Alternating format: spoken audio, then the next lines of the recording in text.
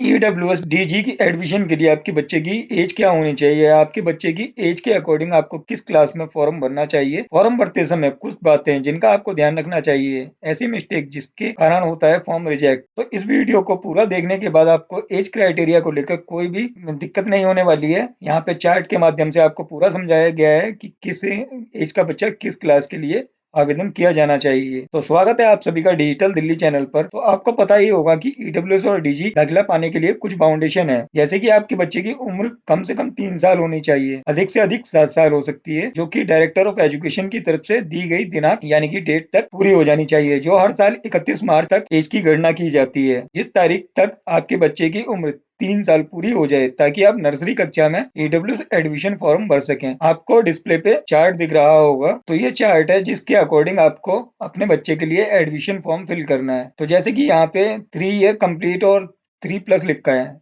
तो जैसे कि मान लीजिए अगर आपका बच्चा 3 साल का कंप्लीट हो गया है, तो आप नर्सरी क्लास के लिए आवेदन करेंगे। और अगर आपका बच्चा 3+ भी है तो आप नर्सरी क्लास के लिए आवेदन कर सकते हैं। यहाँ पे आपको कोई दिक्कत नहीं होने वाली है। 3 साल का बच्चा या 3+ हो गया, 4 ईयर का बच्चा भी नर्सरी क्लास के लिए एलिजिबल रहता है, यानी कि 4 साल तक का भी हो जाता है बच्चा, तो आप नर्सरी क्लास के लिए आवेदन कर सकते हैं। और आपको नर्सरी क्लास में आवेदन करने का ये फायदा होगा कि नर्सरी क्लासेस में सीट ज़्यादा होती हैं केजी क्लास के मुकाबले।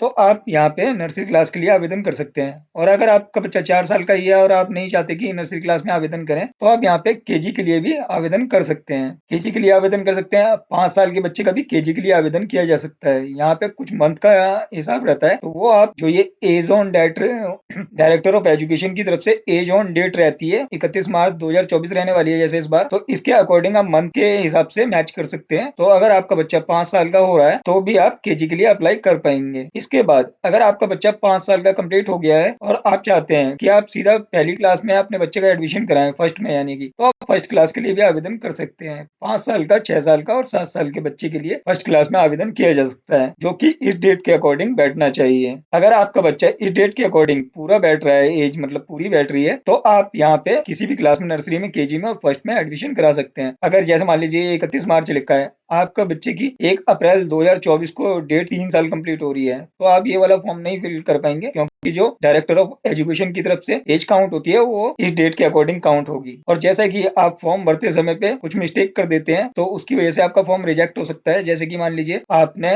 फॉर्म में कोई डिटेल गलत फिल कर दी, इसकी वजह से आपका आवेदन रिजेक्ट हो सकता है। या आपने 2 रजिस्ट्रेशन कर दिए एक ही बच्चे के, तो डबल आवेदन पे भी आपका फॉर्म रिजेक्ट किया जा सकता है। तो आप यहाँ पे ध्यान पूर्वक अपने बच्चे का आवेदन करें। तो आशा करता हूँ दी गई जानकारी आपको अच्छी लगी हो। जानकारी आपको अच्छी लगी हो तो वीडियो लाइक करें, चैनल सब्सक्राइब करें, दोस्तों के साथ शेयर करें। ऐसी ही महत्वपूर्ण जानकारी आपको भविष्य में मिलती रहेंगी। धन्यवाद।